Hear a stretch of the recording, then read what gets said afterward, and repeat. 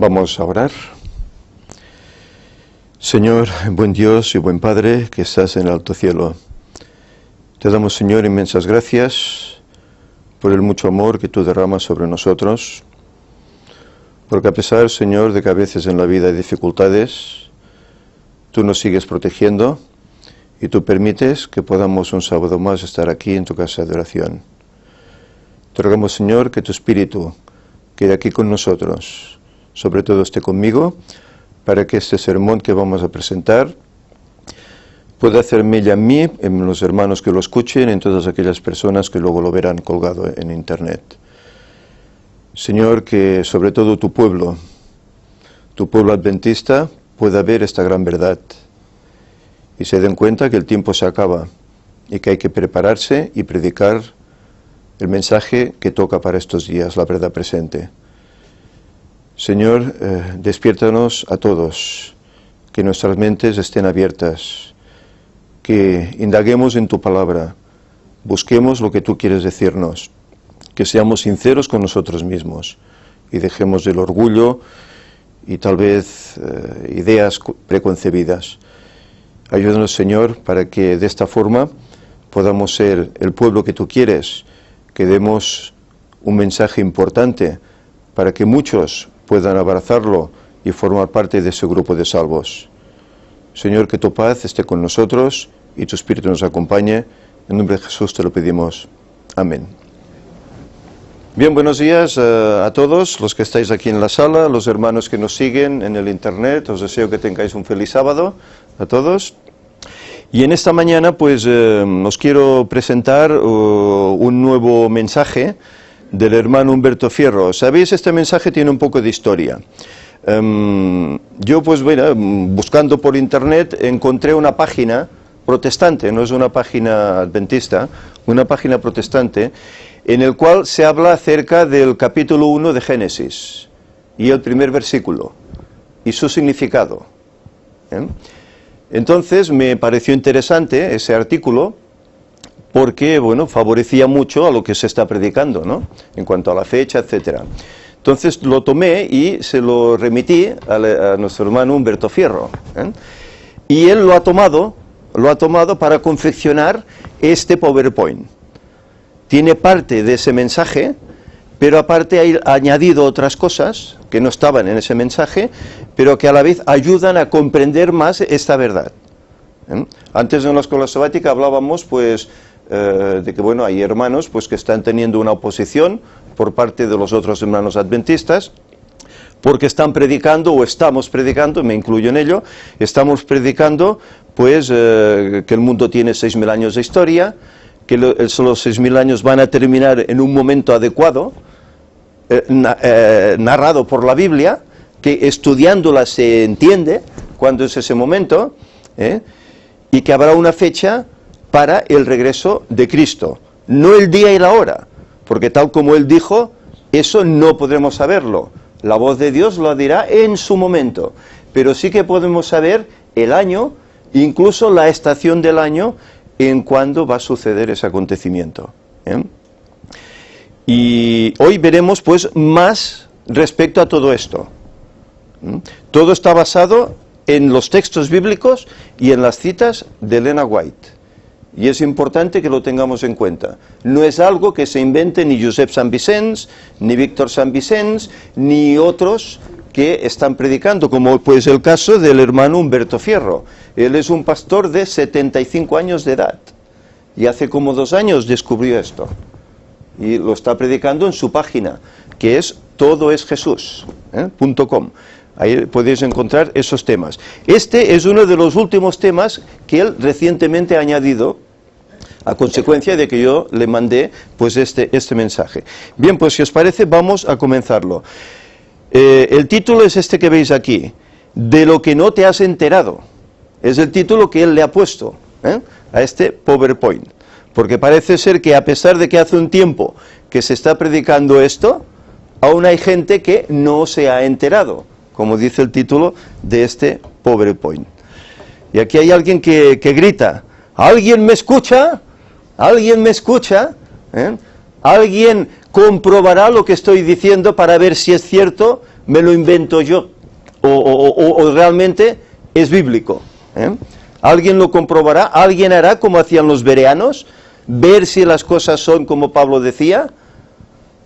Solo pido este desafío a los hermanos que parece ser que están en oposición a este mensaje.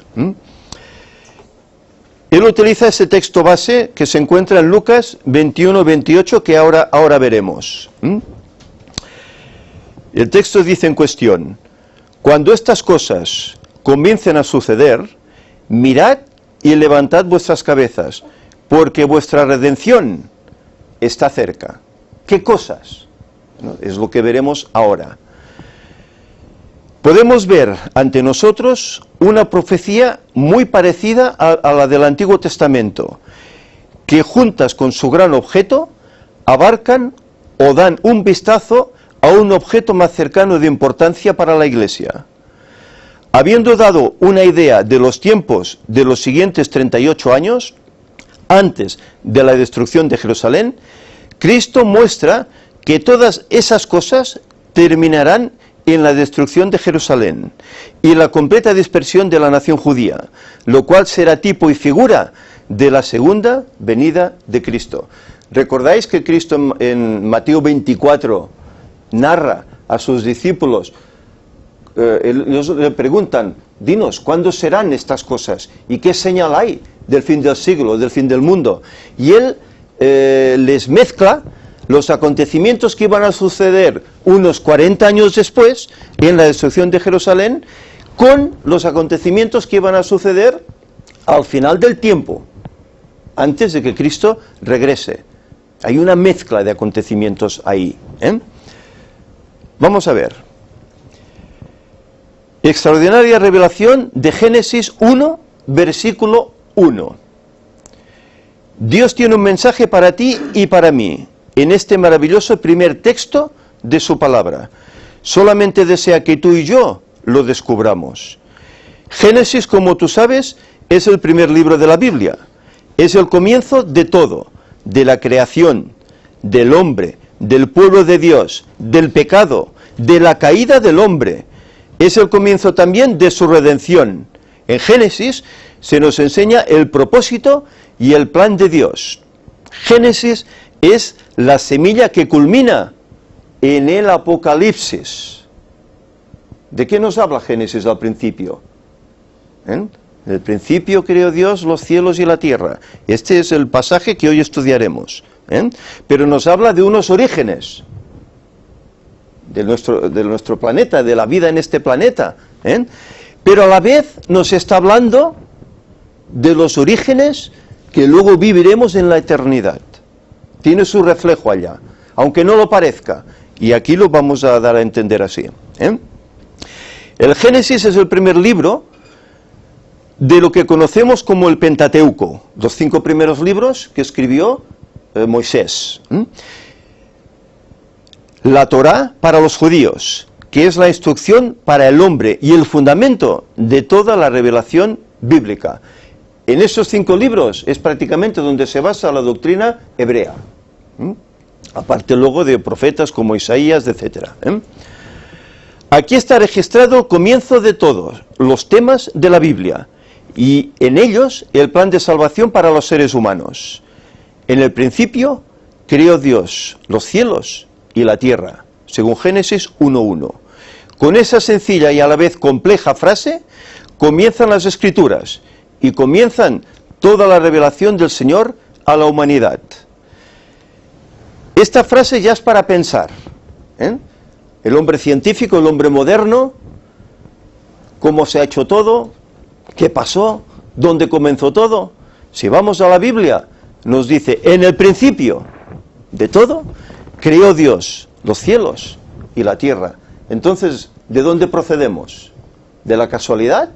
No, procedemos de un Dios que al principio creó todo. Es muy simple. Pasa que a veces las cosas simples los hombres no las quieren y buscan lo rebuscado, ¿verdad? Difícil se hace entender estas pocas palabras que a la vez encierran tanto.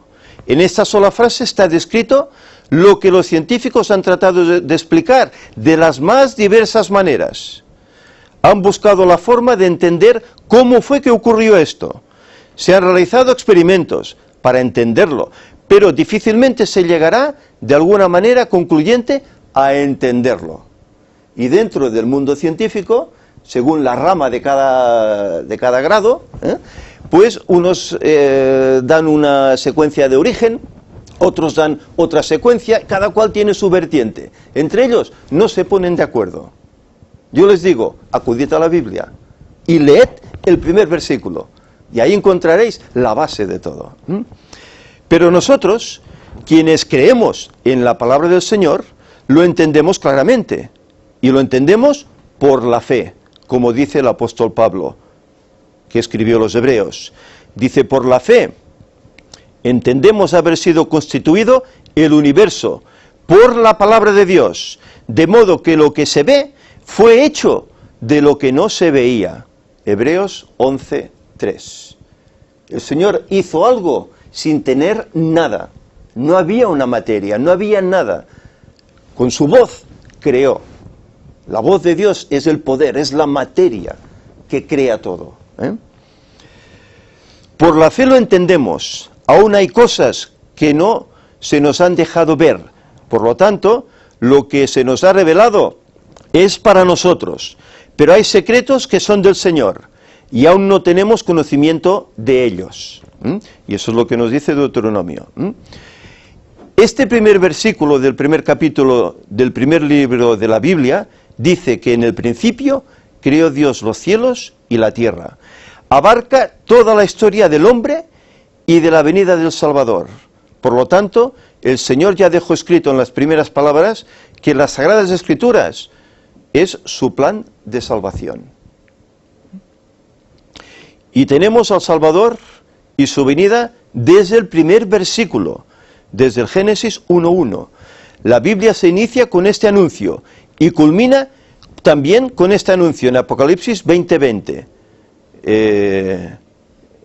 El apóstol Pablo, al final de todo, escribe, sí ven, Señor Jesús. Cuando él ha visto todas esas visiones que el Señor le ha presentado, cuando él está viendo toda la oposición que el pueblo de Dios recibirá a través de los años, que parece ser que va a ser destruido, que no va a haber un futuro prometedor, pero cuando se le da la promesa de que el Señor hará cielos nuevos, tierra nueva, que morará la justicia, que todo eso acabará, él exclama, sí, ven, Señor Jesús, y así cierra. Pero eso tiene relación con el principio que hemos leído de Génesis 1:1. En el principio, como un misterio que se fue revelado poco a poco a través de las páginas de la Santa Biblia, y en el Apocalipsis, con el misterio ya revelado, pero esta vez en su segunda venida. Y aquí vemos unas fotos significativas. En las Sagradas Escrituras encontramos al Mesías en cada página, y es verdad, se dice que a través de todas las páginas de la Biblia, de todos los libros, hay como un hilo de oro, que es Jesús y el plan de salvación. Por eso dice que en las Escrituras encontramos al Mesías en cada página. Dios nos lo va revelando en cada episodio, en cada acontecimiento, quien vendría a ser el Rey de Reyes y Señor de Señores. Y esa es nuestra misión, ir descubriendo al Mesías y darlo a conocer a quien, como dice el apóstol Juan, en el mundo estaba, y el mundo por él fue hecho, pero el mundo no lo conoció. A los suyos vino y no le conocieron. Y el mundo hoy aún descarta a Jesús. Sí, bueno, fue un hombre sabio, un hombre que se avanzó a su tiempo, pero lo descartan como el que es, ese Emmanuel, ese Dios con nosotros, Salvador. Lo descartan como tal. Segunda de Corintios 5:20 dice, por tanto, somos embajadores de Cristo, como si Dios rogara por medio de nosotros, en nombre de Cristo rogamos, reconciliaos con Dios. ¿Por qué? Porque aún estamos a tiempo, aún tenemos ese tiempo de gracia en el cual el hombre puede encontrar el camino de salvación. Nuestro objeto es conocerle a este Jesús. ¿Y cómo lo podremos descubrir? Juan 5:39 dice, escudriñad las Escrituras. Aquí en este pequeño libro podemos encontrar todo nuestro bienestar y todo nuestro futuro glorioso. Y podemos conocer a este gran yo soy. Desde el principio allí encontramos que Dios nos habló de Él, del mismo Jesús. Es sumamente interesante saber que en el principio Dios transmitió su palabra en hebreo. Y como sabemos, el hebreo es una lengua consonantal, es decir, no tiene vocales. Las letras que se usan para formar las palabras son exclusivamente consonantes. Por tanto, Génesis 1:1, que fue escrito en este idioma, está compuesto por 7 palabras, igual que los días de la creación. Y se le suprimen 14 vocales. Y estas palabras que veis en rojo es el texto original en hebreo. Pero sabéis, estas palabras yo las tengo aquí anotadas en cómo se pronuncian en hebreo. No sé si lo haré bien, pero las 7 palabras son Bereshit, Bra, Elohim, Et, Hashamathim, Bet, Aerez. No sé si lo he dicho bien. Si hay algún judío, algún israelita, algún hebreo que me esté escuchando, le pido disculpas si me he equivocado en la acentuación. Pero estas son el significado verbal, por así decir, de estas palabras que están escritas en hebreo. Posteriormente, el sabio Salomón nos habla sobre esto diciendo, porque 1000 años delante de tus ojos son como el día de ayer que pasó y como una de las vigilias de la noche, que encontramos en Salmo 94, que lo hemos citado en varias ocasiones ya. Y aproximadamente 537 años después, el apóstol Pedro, hablando de lo mismo, dice en 2 de Pedro 3:8, un texto que también hemos citado muchísimo, mas, oh amados, no ignoréis esto, que para con el Señor un día es como 1000 años, y 1000 años como un día.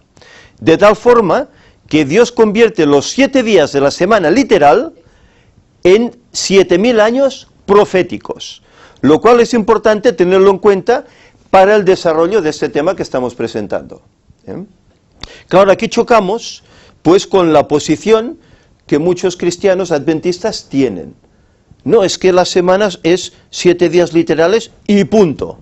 Y de ahí no se puede sacar más. Pero aquí el hermano Fierro nos está diciendo, a raíz de estos 2 pasajes, de Salmo 90 y de 2 de Pedro 3:8, que como para el Señor un día es como 1000 años, él está diciendo que esta semana de 7 días aparentan también, proféticamente, 7000 años. En su disertación el apóstol dice, no ignoréis esto.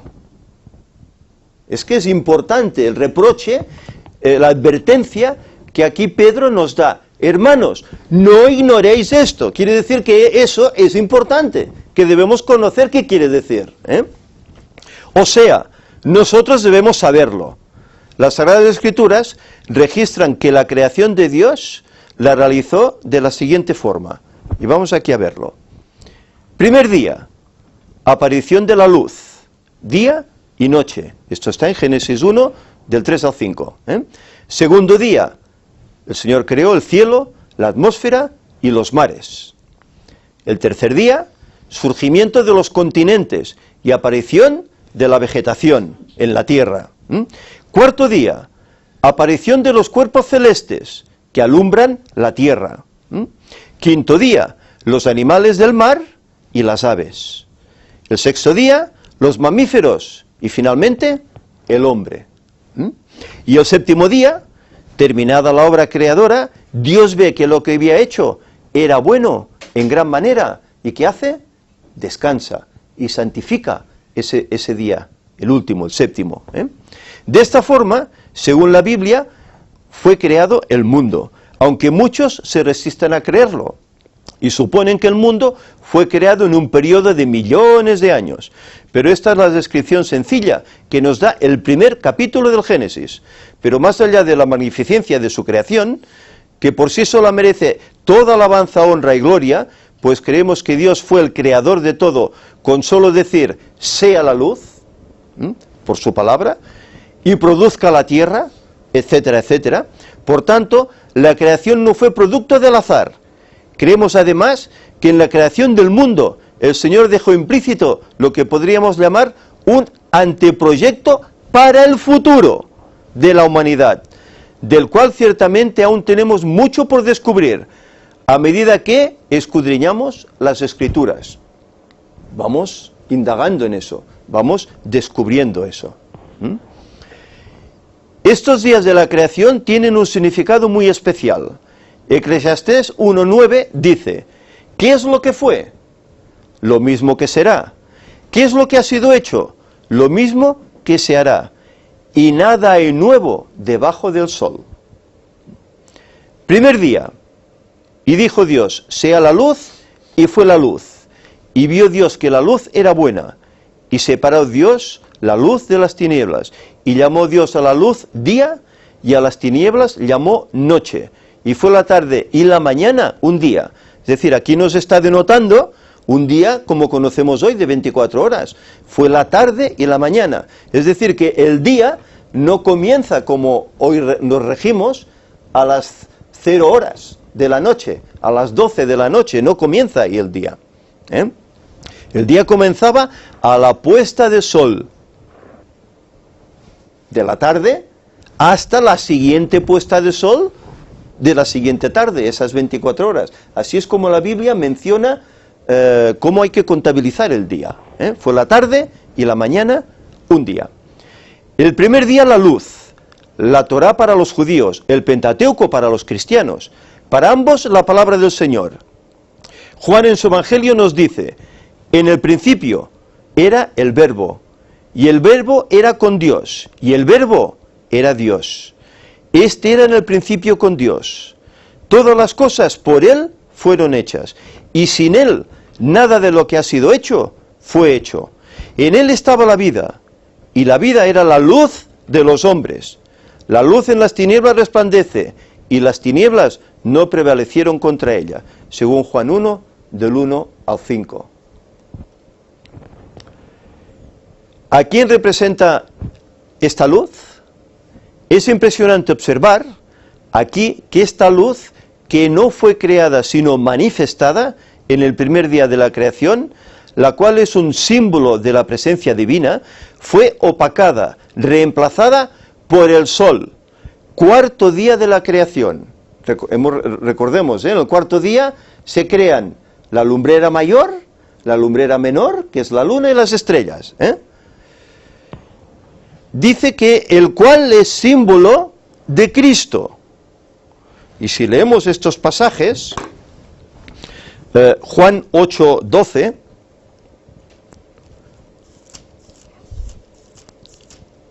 Juan 8, versículo 12, dice, otra vez Jesús les habló diciendo, yo soy la luz del mundo, el que me sigue no andará en tinieblas, sino que tendrá la luz de la vida.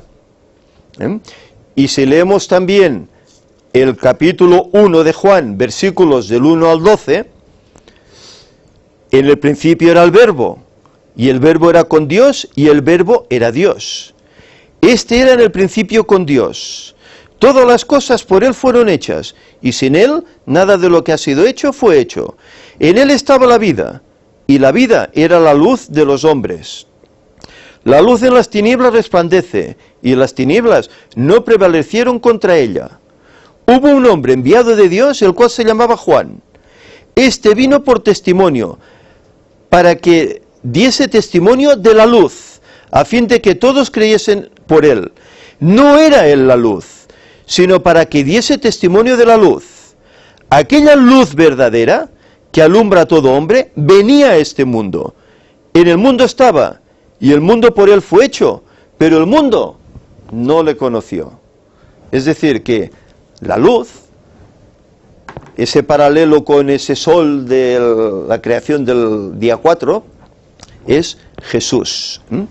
De esta forma, allí se nos estaba hablando de los 4000 años de pecado, que comenzaron con el sacrificio del Cordero en el Edén y terminaron 4000 años después con la muerte del Cordero de Dios, en el año 31 de Jesucristo. Esta cita la leeremos luego, esta de Conflicto de los Siglos, 375. Esa luz aparentemente fue opacada con la muerte de Cristo, pero surgió con una luz más resplandeciente cuando el mismo Cristo resucitó de los muertos, demostrando su incomparable amor por los pecadores y dando inicio a los otros 2000 años de pecado. Es interesante que con la muerte de Cristo culminan los primeros 4000 años, tal como dice esta cita que luego leeremos, pero faltaban otros 2000 que dieron paso en la resurrección de Cristo. La pregunta es, ¿cómo podemos identificar al Verbo? Juan 1,14 dice, y aquel Verbo fue hecho carne, y habitó entre nosotros, y vimos su gloria, gloria como del unigénito del Padre, lleno de gracia y de verdad. Al Mesías mismo, hecho carne, lo vemos revelado en este primer día de la creación como la luz. Aquella luz verdadera que alumbra a todo hombre venía a este mundo. En el mundo estaba y el mundo por él fue hecho, pero el mundo no lo conoció. Por tanto, desde el primer día de la creación se nos anuncia la venida del Salvador a través de la luz para deshacer las obras del pecado. ¿Os dais cuenta de esto? La importancia de los 7 días de la creación. La luz, ¿quién es? Cristo. Se estaba anunciando ya que Cristo iba a venir, iba a estar aquí en medio de nosotros, antes de que hubiese pecado. Fijaros, el Señor conoce las cosas, aunque nos parezca paradójico, ¿cómo es posible? Y es así. Segundo día, la separación de las aguas. Aparece Noé en la historia, y fue separado de la gente perversa que pereció en las aguas. Apocalipsis 17:15 dice, las aguas son pueblos, muchedumbres, naciones y lenguas. Finalmente, la separación de la humanidad en 2 grupos. Y la Biblia menciona esta separación. Si leemos este pasaje de Mateo 25, versículo 32, dice, y serán reunidas delante de él todas las naciones, y apartará los unos de los otros, como aparta el pastor las ovejas de los cabritos. Es decir, aquí hace 2 grupos. Leamos el versículo 34, dice, entonces el rey dirá a los de su derecha, venid, benditos de mi Padre, heredad el reino preparado para vosotros desde la fundación del mundo. Y en el versículo 41, dice, entonces dirá a los de la izquierda, apartaos de mí, malditos, al fuego eterno preparado para el diablo y sus ángeles. Pero ¿os habéis fijado que estos 2 grupos tienen un nombre concreto? Ovejas y cabritos. Y no hay un grupo intermedio. O estás a la derecha como oveja, o estás a la izquierda como un cabrito. Pero no hay un entremedio, un carnero, no. O uno u otro. Día 3. Aparición de la vegetación, los frutos, la hierba. Mateo 7:16 dice, por sus frutos los conoceréis. Estas fueron palabras de Jesús. Para descubrir a quién, a los falsos maestros, falsos profetas, ¿verdad? Por sus frutos los conoceréis. Es así como en medio de esta maraña de vegetación, los desobedientes, aparece en la historia a Abraham, un hombre justo que crece en medio de la hierba y sale de él todo un pueblo que sigue el ejemplo de su padre, sus hijos que aceptan los mandamientos de Dios en el monte Sinaí, y prosigue hasta el final del tiempo. Vamos a leer también estos pasajes. Éxodo capítulo 19. Versículo 8. Dice, y todo el pueblo respondió a una y dijeron, todo lo que Jehová ha dicho, haremos. Y Moisés refirió a Jehová las palabras del pueblo. Esta era la intención del pueblo al principio, ¿eh? Todo lo que Jehová ha dicho, haremos, lo cumpliremos, ¿eh? Gálatas 3, vamos a leer Gálatas 3, y aquí nos hablará de Abraham. Versículos 26 al 29. Dice, pues todos sois hijos de Dios por la fe en Cristo Jesús, porque todos los que habéis sido bautizados en Cristo, de Cristo estáis revestidos. Ya no hay judío ni griego, no hay esclavo ni libre, no hay varón ni mujer, porque todos vosotros sois uno en Cristo Jesús. Y si vosotros sois de Cristo, ciertamente linaje de Abraham sois, y herederos según la promesa. Caramba, piensa uno, ¿qué tenemos que ver nosotros con la saga de los judíos? ¿Con la saga de Abraham? Pues por la promesa somos descendientes. Si como decía en el pueblo, nosotros haremos todo lo que Jehová ha dicho. Si somos fieles en eso, pertenecemos a la descendencia de Abraham. Vamos adelante. Día 4. La creación de las lumbreras del cielo. A los judíos Dios les encomendó proclamar la venida del Mesías al mundo, para cuando viniera lo estuvieran esperando, así como las lumbreras esparcen su luz. Para nosotros, el suceso más importante de la historia es la venida del Mesías a este mundo. Este día 4, dice, es el cumplimiento de los 4000 años de pecado, de los 6000 años señalados por la profecía, cuando Cristo vendría a morir por nuestros pecados el año 31 de Jesucristo. La pregunta es, ¿cuándo se cumplirán los otros 2000 años? ¿Cuándo es 31 más 2000? 2031, ¿verdad? Las cuentas no fallan, ¿eh? Hasta un niño pequeño de párvulos lo puede sumar, ¿eh? Pero fijaros, día 4, el sol, y el sol en la Biblia se le denomina a Cristo como el sol de justicia. Día 4, Cristo viene en el año 4000 después del pecado. 4000, la relación que hay. Muchos de estos no la han visto, esta relación, pero está ahí. Día 5, los animales del mar y las aves. Las enseñanzas del Mesías y su conocimiento se esparcirían a través del mundo como las aves, y quienes creerían en él se multiplicarían como los peces incluso del mar. Mateo 24:14 dice, y será predicado este evangelio del reino en todo el mundo para testimonio a todas las naciones, y entonces vendrá el fin. Sería esparcido, como las aves y como los peces del mar. Así como el Señor le dijo a Adán y a Eva, fructificad y multiplicaos y llenad las aguas de los mares también. ¿Qué significado tiene eso en las Escrituras? Como vimos anteriormente, según Apocalipsis 17:15, el mar representa pueblos, naciones, muchedumbres, que procederían de Adán y también de Eva, de esa primera pareja. Día 6. El hombre fue creado al 6º día. El 6 es número de hombre, es el 6º milenio, es la culminación de los 6000 años de pecado. Si antes del 4 era paralelo al año 4000 cuando Cristo aparece por primera vez, ahora el 6 es la culminación de estos 6000 años.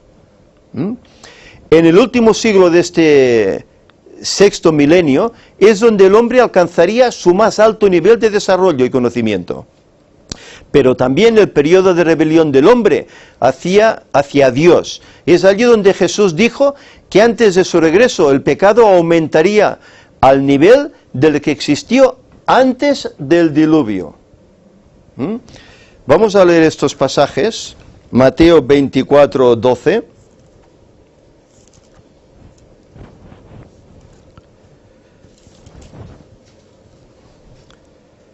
Y por haberse multiplicado la maldad, el amor de muchos se enfriará.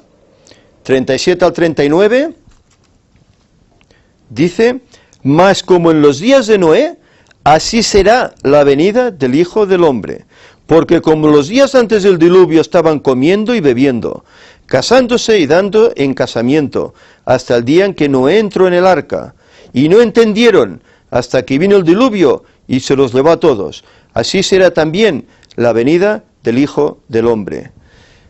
Casándose, dándose en casamiento, cambiando de esposa, cambiando de marido, por antojo, por gusto. ¿No estamos viendo esto? Las parejas se unen, al cabo de nada se separan, buscan otra pareja, igual vuelven a separarse, buscan otra, se casan, se dan en casamiento. Es esto lo que está significando. El casarse pues no es malo, eso lo creó el Señor, juntamente con el sábado, el matrimonio. Pero no estamos así hoy, como en los días de Noé. Pues ahí estamos. Y si leemos Génesis 6:5, veremos el paralelismo. Génesis 6:5 dice, y vio Jehová que la maldad de los hombres era mucha en la tierra, y que todo designio de los pensamientos del corazón de ellos era de continuo, solamente el mal. ¿Qué ocurre hoy? ¿Vemos cosas buenas en las noticias? ¿Noticias agradables? Atentados, muertes, asesinatos, guerras, conflictos en las familias, en la sociedad, en todas partes, hambres, miseria, persecuciones, torturas, tantas cosas, la maldad en aumento, pero a tal punto que hay ciudades en las cuales ya no se puede vivir y la gente tiene que marcharse, vivir al campo, porque no se puede vivir en ellas, de la inseguridad que hay, como los días de Noé. Solamente basta con escuchar las noticias, desde luego, y creo que en el ministerio del Cuarto Ángel, el Gran Engaño, nos está dando evidencias de que todo esto es cierto, con las noticias. Precisamente en ese tiempo vendrá una piedra pequeña, cortada no con mano, según dice Daniel 2:45, que golpeará los pies de la estatua, aquella estatua de aquel sueño del rey Nabucodonosor, ¿os acordáis? Y desmenuzó el hierro, el bronce, el barro, la plata y el oro. Representa la culminación de los 6000 años de pecado y pondrá fin a las intenciones del hombre de oponerse a los propósitos de Dios. Amén, dice él, porque desde luego debe ser el deseo de cada uno. Y por último, séptimo día. El cielo, la tierra y todo lo que hay en ellos quedaron terminados. En el séptimo día Dios descansó de todo el trabajo que había hecho. Bendijo el séptimo día y lo declaró día santo, porque descansó en él de todo el trabajo que había hecho en la creación y descansó. Pero no descansó porque estuviera cansado. Isaías lo dice, Dios no es hombre para que se canse, no necesita. Descansó para darnos un ejemplo y darnos una advertencia, darnos una enseñanza, que ese 7 significaba algo. Durante el séptimo milenio habrán acontecimientos que te asombrarán, en el cual tú no podrás tomar ninguna decisión. El séptimo día sábado corresponde al séptimo milenio, la segunda venida de Cristo, da inicio al milenio. Los muertos en Cristo resucitarán, los vivos en Cristo son transformados, y todos juntos se elevan para encontrarse con el Señor en el aire, y serán llevados al cielo. Vamos a leer estos hermosos pasajes que narran todo esto que el hermano nos está diciendo aquí. Primera de Tesalonicenses, en el capítulo 4,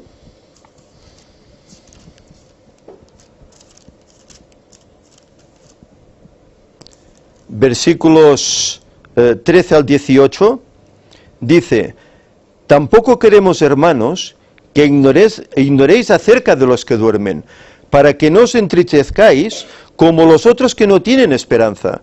Porque si creemos que Jesús murió y resucitó, así también traerá a Dios con Jesús a los que durmieron en él. Por lo tanto, os decimos esto en palabra del Señor, que nosotros, que vivimos, que habremos quedado hasta la venida del Señor, no precederemos a los que durmieron, porque el Señor mismo, con voz de mando, con voz de arcángel y con trompeta de Dios, descenderá del cielo, y los muertos en Cristo resucitarán primero. Luego nosotros, los que vivimos, los que hayamos quedado, seremos arrebatados juntamente con ellos en las nubes para recibir al Señor en el aire, y así estaremos siempre con el Señor. Y termina, por tanto, alentaos los unos a los otros con estas palabras. No son palabras de ánimo, de esperanza, de ganas de predicar a pesar de la oposición, porque sabemos que al final viviremos con Cristo en el cielo. Creo que es motivo, ¿verdad? Y Apocalipsis 20, versículos del 4 al 6, dice: y vi tronos, aquí está hablando de los 1000 años, y vi tronos, y se sentaron sobre ellos los que recibieron facultad de juzgar, y vi las almas de los decapitados por causa del testimonio de Jesús, y por la palabra de Dios, es decir, de los mártires que murieron, los que no habían adorado a la bestia ni a su imagen, y que no recibieron la marca en sus frentes o en sus manos, y vivieron y reinaron con Cristo 1000 años. Pero los otros muertos no volvieron a vivir hasta que se cumplieron 1000 años. Esta es la primera resurrección. Dice: bienaventurado y santo el que tiene parte en la primera resurrección. La segunda muerte no tiene potestad sobre estos, sino que serán sacerdotes de Dios y de Cristo y reinarán con él 1000 años. En este séptimo día, séptimo milenio, el milenio en el cielo, el paralelismo que hay, una cosa con otra. Algunos incrédulos muertos resucitan para que se convenzan de la veracidad del Salvador. Apocalipsis 1:7 dice: y todo ojo le verá, incluso los que le traspasaron. Y vuelven a morir con todos los que no quisieron recibir a Cristo como su Salvador, y de esta forma quedará la tierra desocupada y vacía. Los santos pasarán el milenio en el cielo, mientras tanto la tierra quedará desocupada y vacía. Y esto lo leemos en Jeremías. Fijaros, ya en Jeremías se estaba hablando de cómo sería el milenio. Vamos a leer este pasaje, Jeremías capítulo 4, versículo 23, fijaros, dice: miré la tierra, y aquí que estaba asolada y vacía, y a los cielos, y no había en ellos luz, ni sol, ni luna, se habían apagado. Aquí está narrando el milenio, en el cual la tierra estará así, y nosotros estaremos en el cielo. Al terminar el milenio, los incrédulos vuelven a vivir para recibir su destrucción final. Y esto lo queremos leer para dejar claro cuál es la doctrina del milenio, porque hay muchos que no la tienen clara, la tienen distorsionada. Y la Biblia es más fácil de entender de lo que aparentemente muchos creen. Si leemos Apocalipsis 20, versículos del 5 al 10, que es donde se narra el milenio, dice: pero los otros muertos no volvieron a vivir hasta que se cumplieron los 1000 años. Esta es la primera resurrección. Bienaventurado y santo el que tiene parte en la primera resurrección. La segunda muerte no tiene potestad sobre estos, sino que serán sacerdotes de Dios y de Cristo, y reinarán con él 1000 años. Ahora bien, sigue diciendo el pasaje: cuando los 1000 años se cumplan, porque terminarán, no serán eternos, terminarán. Cuando estos 1000 años se cumplan, Satanás será suelto de su prisión y saldrá a engañar a las naciones que están en los 4 ángulos de la tierra, a Gog y a Magog. Esto sale del Antiguo Testamento, Gog y Magog. Fueron pueblos que atacaron al pueblo de Israel, a fin de reunirlos para la batalla, el número de los cuales era como la arena del mar. Miles, millones habría ya, Y subieron sobre la anchura de la tierra, y rodearon el campamento de los santos, y la ciudad amada, y de Dios descendió fuego del cielo, y los consumió, y el diablo que los engañaba fue lanzado en el lago de fuego y azufre, donde estaban la bestia y el falso profeta, y serán atormentados día y noche por los siglos de los siglos. El fuego eterno, hay que entender. el fuego eterno de Dios no quema por siempre. ¿Sodoma y Gomorra están quemando? No, ¿verdad? Terminó el incendio y se apagó. Pues aquí sucederá lo mismo. Dios hará ese lago de fuego y azufre, pero cuando no tenga que quemar, se apagará. Pasa que, como a veces hemos dicho, cada uno tardará más o menos en morir, depende de la maldad que ha hecho.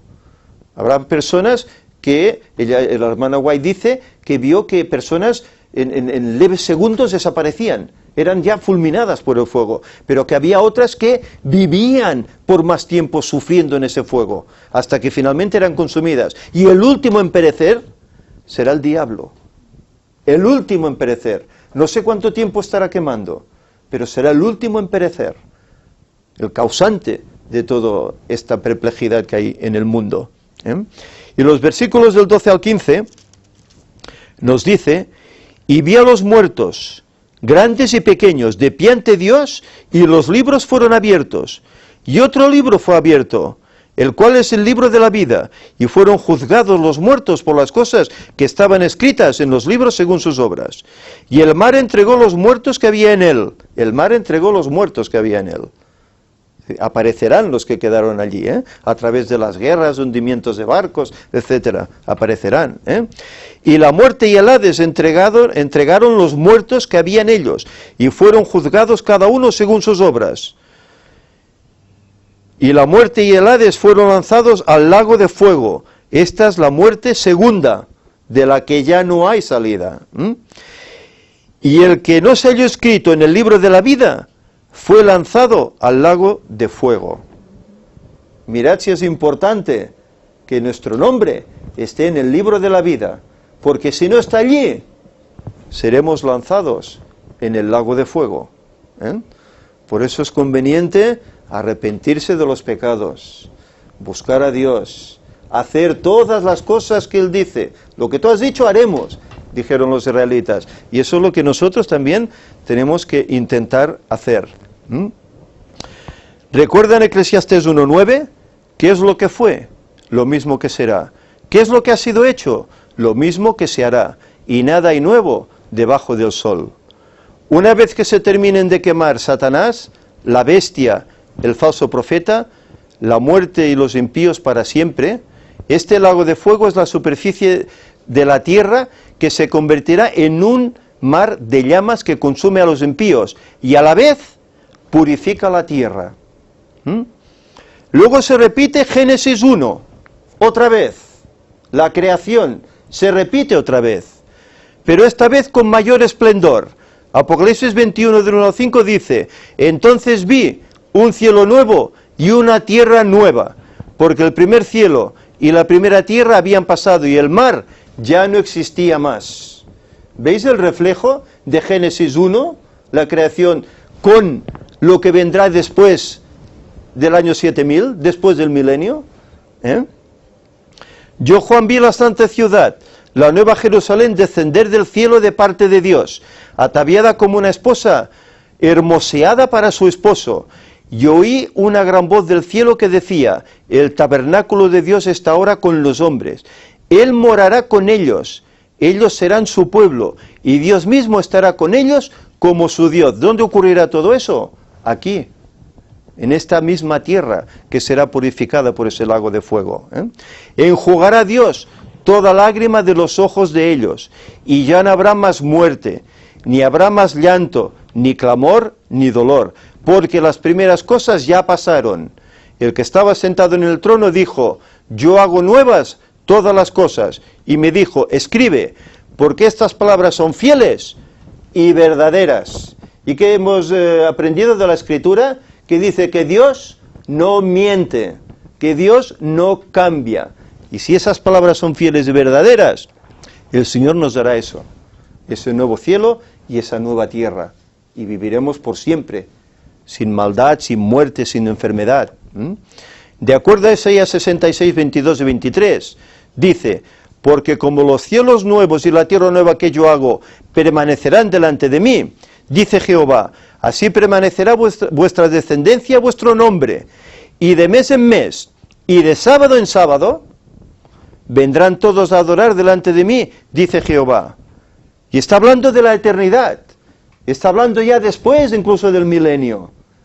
De sábado en sábado iremos a adorar. El sábado está clavado en la cruz, está abolido, aquí lo demuestra.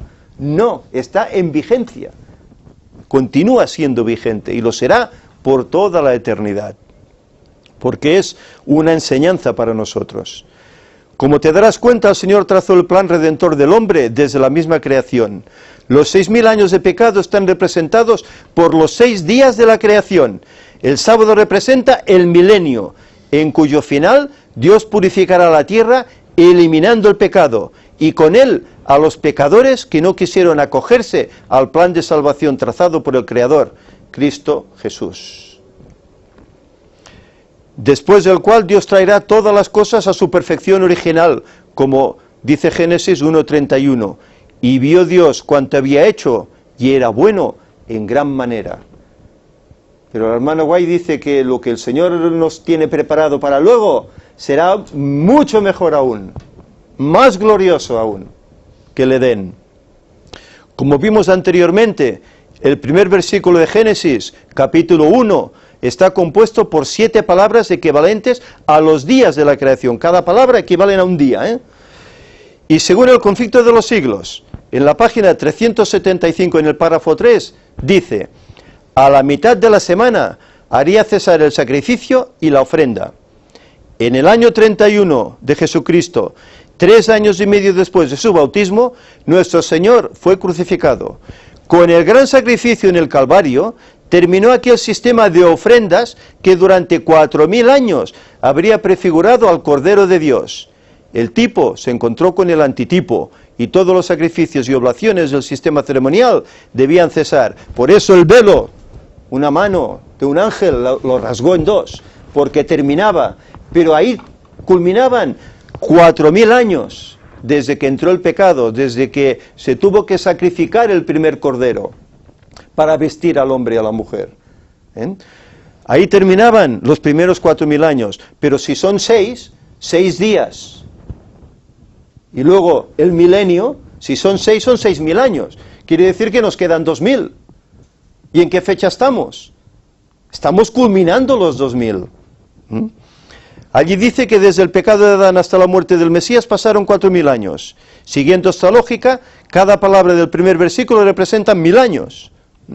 La cuarta palabra hebrea del primer versículo del Génesis corresponde a la palabra hebrea tau, podríamos decir. Es decir, al año 4000 de la historia del pecado. Estas letras hebreas corresponden a la primera y la última letra del alfabeto hebreo, el alef y la tau, primero y último, que en griego es alfa y omega. Hablar de alfa y la omega sabemos que se refiere en Apocalipsis 1:8, yo soy el alfa y la omega, principio y fin, dice el Señor, el que es y que era y que ha de venir, el Todopoderoso. Es el primero y último sacrificio realizado por el pecado, al cumplirse los primeros 4000 de los 6000 años de pecado. De esta manera se cumplió Génesis 3:15, y enemistad pondré entre ti y la mujer, y entre tu simiente y su simiente. Esta te herirá en la cabeza, y tú le herirás en el calcañar. Esto se cumplió con la muerte de Cristo. Allí la sentencia del diablo ya fue. La primera letra y la última del alfabeto griego es como si dijéramos desde la A a la Z. La frase indica integridad, plenitud, y tiene el mismo significado que el principio y el fin, el primero y el último. En este caso, el que habla es el Señor, el que es, que era y que ha de venir, identificado como Dios el Padre. Sin embargo, Apocalipsis 1, del 11 al 18, la expresión alfa y omega se identifica claramente con Cristo, quien también declara que es el primero y el último. Entonces hay 2 dioses. Eso es lo que los antitrinitarios... Entonces hay 2 dioses, ¿no? Son un solo Dios, un solo Dios. Y los mismos atributos tiene uno como tiene el otro, como tiene el tercero. Y es así. El profeta Zacarías también hace alusión a Moisés. Y mirarán a mí, al primero y al último, al Aleph y Tau, a quien traspasaron, y llorarán como se llora por hijo unigénito, afligiéndose por él como quien se aflige por el primogénito. Esta letra, la tau, es la cuarta palabra de Génesis 1:1, para los judíos como para nosotros el alfa y la omega. Estas dos expresiones nos hablan del Mesías. En el cuarto día de la creación Dios creó el sol. El profeta Malaquías, hablando 425 años antes de Cristo, dice respecto de esto: mas a vosotros, los que teméis mi nombre, nacerá el sol en mayúscula de justicia, y en sus alas traerá salvación, y saldréis y saltaréis como becerros de la manada. Malaquías 4:2. El profeta estaba profetizando aquí la venida del Mesías. Nacerá el sol de justicia, y en sus alas traerá la salvación. Es interesante notar que desde la creación de Adán hasta el nacimiento del Mesías transcurrieron 4000 años, así como desde el pecado de Adán hasta la muerte del Mesías también transcurrieron 4000 años. Y él nos invita a ver un PowerPoint que pasamos en su momento, creo que fue el primero, me parece, que pasamos. ¿Cuántos años permaneció Adán en santidad? Es el número 185, aquí está equivocado, 185. Desde la creación hasta Adán, hasta el nacimiento de Jesús, 4000 años justos. Día 4 de la creación, el sol. Desde que Adán pecó hasta la muerte del Mesías, otra vez, 4000 años justos. Es importante notar esto y tenerlo en cuenta. Por lo tanto, ¿cuántos años vivió Jesús? Según la Escritura, 33, en el 30 dice que fue bautizado y estuvo 3 años y medio de ministerio, vivió 33 y medio, ¿no? Pues ¿cuántos años vivió el primer Adán? 33 años y medio, no falla. Esto ya lo dijimos en su momento y lo recalcamos, y pido a todo aquel que dude, que indague y busque y se convenza. El apóstol Pedro dice en Hebreos 4:12, y en ningún otro hay salvación, porque no hay otro nombre bajo el cielo dado a los hombres en que podamos ser salvos, en ningún otro. No busquemos ni vírgenes Marías, ni busquemos santos, ni busquemos Budas o otras cosas. Solo en Jesús está la salvación. El cuarto día de la creación nació el sol. El cuarto día en la historia del hombre. 4000 años después nació el Mesías, quien traería salvación a toda la humanidad. Y desde el principio el Señor lo estaba diciendo. Y sabéis, hasta hace poco no lo hemos entendido. Es paradójico. Cómo el Señor tapa con su mano las cosas y hasta que no llega el momento oportuno no la levanta, para que descubramos y veamos la verdad que toca para ese momento. Pero lo paradójico es que muchos, a pesar de que la mano está levantada para que veamos, siguen sin ver y siguen cerrados en sus 13. No tiene nada que ver la creación con los 6 o 7000 años, no tiene nada que ver. Pues fijaros si hay citas, si hay pasajes que lo demuestran. El plan redentor de Dios consta de 7000 años, tiempo en que Dios volverá a traer todas las cosas al estado original, tiempo que equivale a los 7 días de la creación.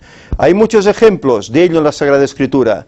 En ella tenemos imágenes de lo que vendría. Veamos algunos, por ejemplo.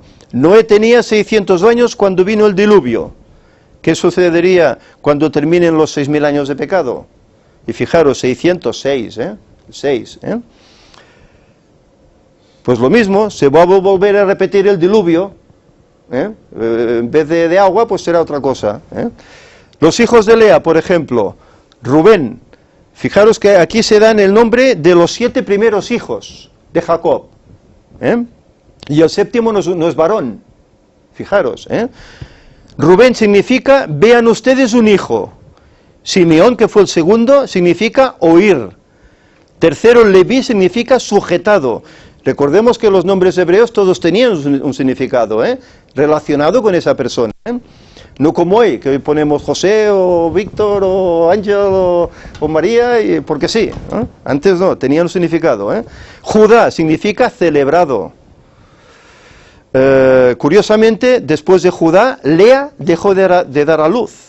Note que el Mesías descendió de la tribu de Judá. ¿Judá quién es? El cuarto hijo. Otra paradoja, ¿verdad? De la tribu de Judá, cuarto hijo, 4000 años después aparece Jesús. Isaacar significa, él traerá una recompensa, que es el quinto hijo. Israel, pueblo alquilado después del Mesías, Israel sería esparcido en el año 70 después de Cristo. Sexto hijo, Zabulón, significa habitación. Y el séptimo hijo no es un varón, Dina. ¿Habéis oído la historia de Dina? Como incluso hubo un varón, un príncipe que abusó de ella, y a causa de eso Simeón y su hermano hicieron una gran matanza. Dina significa justicia.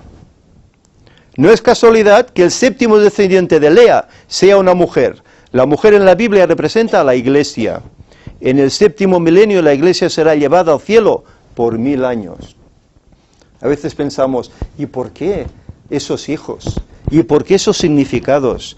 Vean ustedes un hijo, oigan, será sujetado, celebrado. Él traerá una recompensa, una habitación y justicia. Es el significado que nos está dando esos nombres. Fue el significado que tenían para aquel pueblo, que finalmente olvidaron, y es el significado que hoy nos da a nosotros aún hoy. Porque nos sirve, porque el séptimo hijo, fijaros, una mujer, paralelo a la iglesia de Dios. ¿Y por qué está registrado esto en la Biblia? ¿Y por qué solo tiene una hija y es la séptima? ¿Por qué no fue el séptimo? Hay cosas que, caramba, no son coincidencias. El Señor hace las cosas porque sí. Enoc fue el séptimo, pero ¿quién fue el 11? Nimrod, el que edificó luego Babilonia. Fijaros, y el 11 el diablo lo utiliza para sus planes maléficos, ¿verdad? Fijaros cómo son las cosas, no son por casualidad. Moisés, después de 6 días fue llamado al monte Sinaí para entrar en la presencia de Dios. Y en el séptimo milenio los santos de Dios serán llevados al cielo en una nube para disfrutar de la gloria del Señor. Los esclavos trabajaban 6 años, el séptimo eran libres. Fijaros, el 6-7 siempre. El rey Joás, Atalía mató a toda la descendencia real. Joás, un chavalín, fue ocultado en la casa del Señor por 6 años. Al séptimo año comenzó a reinar sobre Israel. Al séptimo año. La transfiguración, Mateo 17. Y después de 6 días, el Señor se transfiguró delante de los discípulos. 6 días, 6000 años. Se transfigurará, vendrá, aparecerá. 6000 años, ahí nos lo estaba diciendo. Lucas dice en el 8º. ¿Habéis leído el pasaje? No dice en el 6. Pasaron como 8 días, que es ya después del milenio, cuando comienza el 8º, que ya vamos a estar aquí, viviendo por siempre. La resurrección de Lázaro tuvo lugar después de 6 días, como dice el pasaje. Las bodas de Caná, las 6 tinajas llenas de agua representan los 6000 años de pecado, durante los cuales el Mesías ha estado compartiendo con nosotros el vino de la salvación. Séptimo día, sábado. El primer capítulo de Génesis se refiere a la creación, pero más que eso, es un anteproyecto del destino de la humanidad y de la venida del Mesías para darnos descanso espiritual por siempre. Fijaros si hay ejemplos, y estos son unos pocos, hay muchos más. Son unos pocos que el hermano nos ha puesto acá, pero hay muchos más. Conclusión. Cronología de esta impresionante profecía. Primer advenimiento. Al cumplirse los 4000 años de pecado, el Mesías viene a la tierra y convive con los hombres pecadores por espacio de 33 años y medio, y muere en la cruz, pagando nuestros pecados en el año 31, según hemos visto en esta cita, ¿verdad? Con el gran sacrificio ofrecido en el Calvario, terminó aquel sistema de sacrificios que durante 4000 años habrían prefigurado a Cristo. Segundo advenimiento. Según la profecía de los 6000 años de pecado, si el Mesías murió en el año 31 de Jesucristo, su segundo advenimiento será en el año 2031, porque si con su muerte se cumplieron 4, quedan 2. Si sumas 2 al 31, 2000, nos lleva al 2031. No, es que el día y la hora nadie sabe. Dice el día y la hora, pero no dice el año. Lo que pasa es que muchos interpretan que día y hora quiere decir que no hay ni año, ni siglo, ni nada. No se puede saber. Y solo se está refiriendo a día y hora, que no sabremos, pero sí podemos saber el año, porque ahí está escrito, 6.000. Si sumamos los 2.000 que nos faltan desde el 31, nos llega al 2031, no va más allá, ni 2043, ni otras fechas que se han dado. Es así. Y sin especificar día y hora, pues esto nadie lo sabe. Recuerde que él dijo que aquellos días serán acortados por causa de los escogidos. El Señor hará obra abreviada, obra acelerada. En su segundo advenimiento, Cristo no viene a establecer su reino de paz en la tierra. Dice que se reunirá con los redimidos en el aire y ascenderán en la nube a la nueva Jerusalén. Y podemos leer, si os parece, estos pasajes. No sé si tenemos tiempo para ello. ¿Estáis ya muy cansados? Bueno, hay algunos que acaban de llegar y para ellos esto comienza. Vamos a leer estos pasajes porque es que son importantísimos para saber cómo son las cosas. La página 702 del Conflicto de los Siglos nos dice: entre las oscilaciones de la tierra, las llamaradas de los relámpagos y el fragor de los truenos, el Hijo de Dios llama a la vida a los santos dormidos, dirige una mirada a las tumbas de los justos, y levantando luego la mano al cielo exclama: despertaos, despertaos, despertaos. 3 veces lo dice: los que dormís en el polvo, y levantaos. Por toda la superficie de la tierra los muertos oirán esa voz, y los que la oigan vivirán. Toda la tierra repercutirá bajo las pisadas de la multitud extraordinaria de todas las naciones, tribus, lenguas y pueblos. De la prisión de la muerte sale revestida de gloria inmortal, gritando: ¿dónde está, oh muerte, tu aguijón? ¿Dónde, oh sepulcro, tu victoria? Y los justos vivos unen sus voces a los de los santos resucitados en prolongada y alegre aclamación de victoria. Fijaros en esto: todos salen de sus tumbas de igual estatura que cuando en ellas fueron depositados. No miden como ese fémur, 1 metro y pico, solo de la cadera a la rodilla, no. Salen de las tumbas como fueron a ellas, en su misma estatura. Adán, que se encuentra entre la multitud resucitada, es de soberbia altura y formas majestuosas, de porte poco inferior al Hijo de Dios. Presenta un contraste notable con los hombres de las generaciones posteriores. En ese respecto se nota la gran degeneración de la raza humana. Pero todos se levantan con lozanía y el vigor de eterna juventud. Se levantan pequeñitos, sí, pero se levantan sanos, fuertes, lozanos. Al principio, el hombre fue creado a la semejanza de Dios. Dice ella, no solo en carácter, sino también en lo que se refiere a la forma y la fisonomía. Somos creados como es Dios. ¿Os acordáis que Moisés le dijo: muéstrame tu gloria?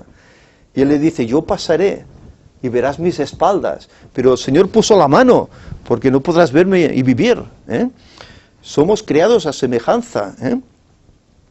El pecado borró e hizo desaparecer casi por completo la imagen divina, pero Cristo vino a restaurar lo que se había malogrado. Él transformará nuestros cuerpos viles y los hará semejantes a la imagen de su cuerpo glorioso. Hará un cambio en este cuerpo material carnal. La forma mortal y corruptible, desprovista de gracia, manchada en otro tiempo por el pecado, se vuelve perfecta, hermosa e inmortal. El Señor nos da inmortalidad entonces. Todas las imperfecciones y deformidades quedan en la tumba. Si hemos ido allá ciegos, mancos, enfermos, todo eso desaparece. Lozanía, juventud, salud. Reintegrados en su derecho al árbol de la vida, en él desde tanto tiempo perdido Edén, los redimidos crecerán hasta alcanzar la estatura perfecta de la raza humana en su gloria primitiva. Por eso comeremos de ese árbol de la vida, que dará cada mes un fruto. Y dice, será para sanidad de las naciones, hasta que lleguemos a esa estatura que tiene el mismo Adán. Hasta ahí tenemos que crecer. Tenemos que tener ese fémur de 1 metro, cosa que ahora lo tenemos de 30 centímetros. O bueno, o 40, es igual. Pero ahí tenemos que crecer. Las últimas señales de la maldición del pecado serán quitadas, y los fieles discípulos de Cristo aparecerán en la hermosura de Jehová nuestro Dios, reflejando en espíritu, cuerpo y alma la imagen perfecta de su Señor.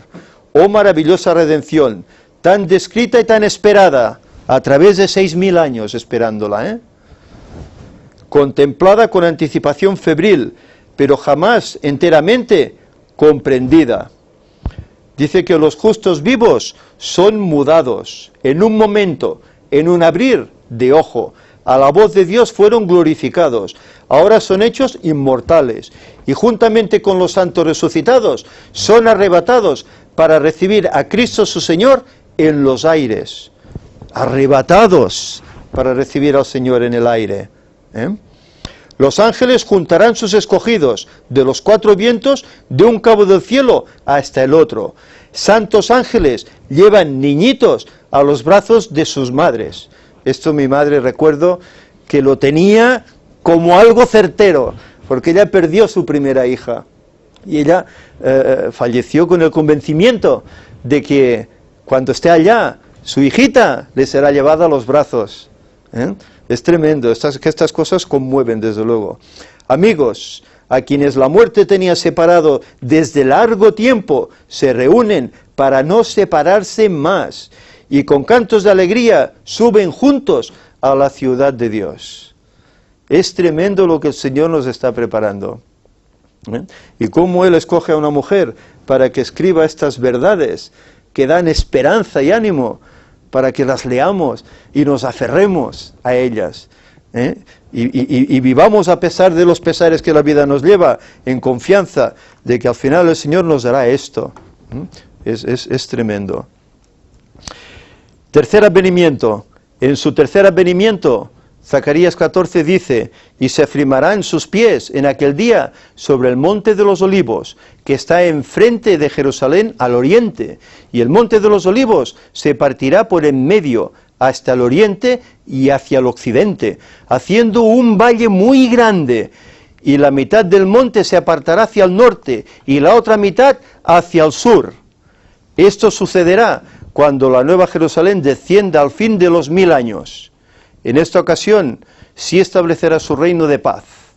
Y si queréis, leemos esos pasajes, donde lo describe perfectamente.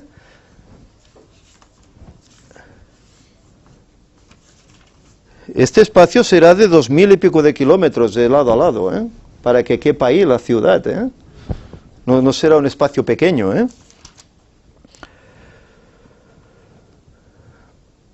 Al fin de los 1000 años, Cristo regresa otra vez a la tierra. Le acompaña la hueste de los redimidos y le sigue una comitiva de ángeles. Al descender en majestad aterradora, manda a los muertos impíos que resuciten para recibir su condenación. Por eso dice, y todo ojo le verá. Se levanta su gran ejército, innumerable como la arena del mar. Qué contraste entre ellos y los que resucitaron en la primera resurrección. Los justos estaban revestidos de juventud y bellezas inmortales. Los impíos llevan las huellas de la enfermedad y de la muerte. No han dejado en la tumba su enfermedad, su incapacidad, no. Salen tal cual fueron. Tal cual. No hay cambio en ellos. Todas las miradas de esta inmensa multitud se vuelven para contemplar la gloria del Hijo de Dios. A una voz las huestes de los impíos exclaman, bendito el que viene en el nombre del Señor. No es el amor de Jesús lo que les inspira esta exclamación, sino que el poder de la verdad arranca esas palabras de sus labios. Los impíos salen de las tumbas tales como a ellas bajaron, con la misma enemistad hacia Cristo y el mismo espíritu de rebelión. No disponen de un nuevo tiempo de gracia, como algunos dicen. Hay religiones que dicen que después habrá una segunda oportunidad. No, Elena White lo deja claro, no hay otra oportunidad, otro tiempo de gracia. Para remediar los efectos de su vida pasada, pues de nada les serviría. Toda vida de pecado no ablandó sus corazones. De serles concedido un segundo tiempo de gracia, lo emplearían como el primero, eludiendo las exigencias de Dios e incitándose a la rebelión contra Él otra vez. No aprenderían la lección, volverían a hacerlo, porque no están cambiados por el poder del Espíritu Santo. Cristo dice, baja sobre el monte de los olivos, de donde ascendió después de su resurrección, y donde los ángeles repitieron las promesas de su regreso. Allí es donde Él ascendió, donde lo despidieron sus discípulos, y una nube lo apartó de sus ojos, Allí bajará. El profeta dice, vendrá Jehová mi Dios, y con Él todos los santos. Y afirmáranse sus pies en aquel día sobre el monte de las olivas, que está frente a Jerusalén, a la parte del oriente. Y el monte de las olivas se partirá por medio, haciendo un muy grande valle. Y Jehová será rey sobre toda la tierra. En aquel día Jehová será uno, y uno su nombre. La nueva Jerusalén, descendiendo del cielo en su deslumbrante esplendor, se asienta en el lugar purificado y preparado para recibirla. Y Cristo, su pueblo y sus ángeles entran en la santa ciudad. Y allí es cuando van a ser atacados, o intentarán ser atacados por todo aquel inmenso ejército que resucitará de malvados capitaneados por el diablo, que les dirá, yo os he dado la vida, vamos y capturemos y tomemos la ciudad. Y es cuando ese lago de fuego entrará en acción, y todo terminará, el Señor recreará todo. Pero ¿sabéis? Todo eso estaba ya especificado desde Génesis 1. 6.000 años, Cristo aparecerá, pero primero nos dice 4.000, vendrá por primera vez. 2.000 más, 6.000, y Cristo aparecerá y culminará con todo esto. Viviremos con Él 1.000 años, en el cual hemos visto que juzgaremos a los que no son salvos. La tierra quedará vacía porque todos estarán muertos acá. El diablo no podrá tentar a nadie, por eso la alusión que hace el Apocalipsis será atado con una cadena, que no tendrá nadie a quien tentar. Hoy tiene trabajo porque estamos vivos, pero luego no habrá nadie, no podrá tentar. Pero cuando los 1.000 años terminen, y aquellos sean resucitados nuevamente por Dios, Él verá, tengo otra vez el poder, a por ellos, ¿verdad? Pero no podrá. Que el Señor terminará con el mal para siempre. Por lo tanto, que este pensamiento que hemos tenido en esta mañana, un poco tal vez extenso, nunca me había pasado tanto, me parece, que por lo menos pueda ser útil para nosotros y para aquellos que están dudosos en cuanto a esta predicación, a este tema, si es el 2031, si no lo es, que lo indaguen, pero en oración. No, bueno, yo voy a indagar, no, hagámoslo con oración, pidiendo la dirección del Espíritu Santo, y veamos si realmente el Señor nos lo mostrará, si esto es así o no es así. Quiera el Señor que nos dé esa luz, que veamos, tengamos esa visión para ver y para hacer cambios en nuestra vida y para predicar lo que hay que predicar, para que el mundo se prepare, porque en tan solo 16 años Cristo viene y hay que estar preparados para recibirle. Que el Señor pues nos ayude. Yo doy gracias a este hermano porque sin duda alguna el Señor le dio una luz maravillosa que cuando lo supimos saltamos de gozo ver que aquello que estábamos descubriendo, ostras, será así, no será así, y ver que hay un hermano allá en el otro lado del mar que cree exactamente igual, y no él, y hay otros, Omar Grieve, y hay otros que creen también en esto. 6.000 años, 2031, Cristo viene, pero la iglesia está cerrada, no puede ser, el día y la hora, nadie sabe. Mirad, yo aconsejo a los hermanos que lean el capítulo 21 del Conflicto de los Siglos, capítulo 21, la experiencia de Wolf, de lo que se predicó en cuanto a día y hora, en los días de Miller, etc. Leed esto, y veréis que lo mismo que pasó entonces, no hay nada nuevo debajo del sol. Lo mismo que pasó, está pasando hoy con la iglesia. Lo mismo, se reían del día y la hora. Lo mismo está pasando hoy. Miradlo, porque estáis contradiciendo la palabra de Dios. Miradlo. Que el Señor nos ayude. Amén. Vamos a terminar con una oración, si aún queda voz.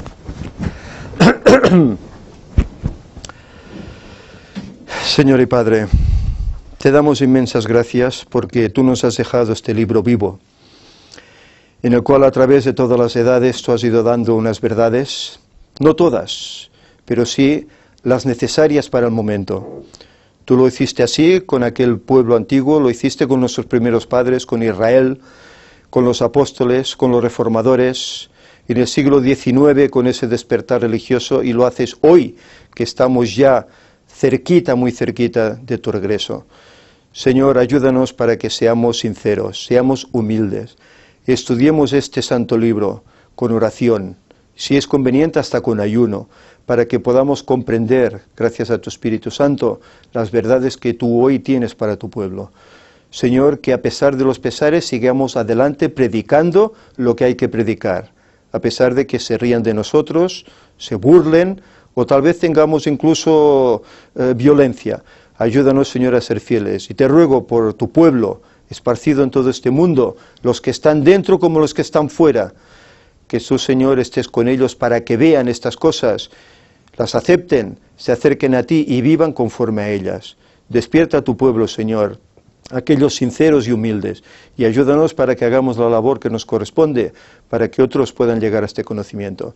Señor, que vivamos este sábado pensando que significa ese milenio que vamos a vivir contigo en el cielo, y que lo vivamos guardándolo como es debido y esperándolo gratamente, que sabemos que muy cerca lo vamos a disfrutar, que seamos vencedores, que podamos ser de ese grupo, que estemos en pie cuando tú vengas. Y Señor, ayuda a tu pueblo, como decíamos, a todas esas almas que están dudosas, ayúdalas, Señor, para que vean la verdad. Que tu paz nos acompañe y que tengamos el anhelo, como lo tenían los bereanos, de comprobar las cosas, de estudiarlas por nosotros mismos, no lo que se nos diga desde los púlpitos, porque a veces hasta se nos puede engañar, pero que estudiemos las cosas para discernir. Sabemos que la infiltración ha llegado también a tu iglesia, a pesar de que tampoco se cree en ello, pero está ahí, se están cambiando doctrinas, esa apostasía omega está haciendo su acción. Señor, ayúdanos pues para que no caigamos en ella y que denunciemos todas esas prácticas para que los hermanos anden en esta esperanza de vida y en las doctrinas auténticas. Quédate pues con nosotros, que tu paz nos acompañe y bendícenos y a todos aquellos familiares que representamos. En nombre de Jesús te lo pedimos. Amén.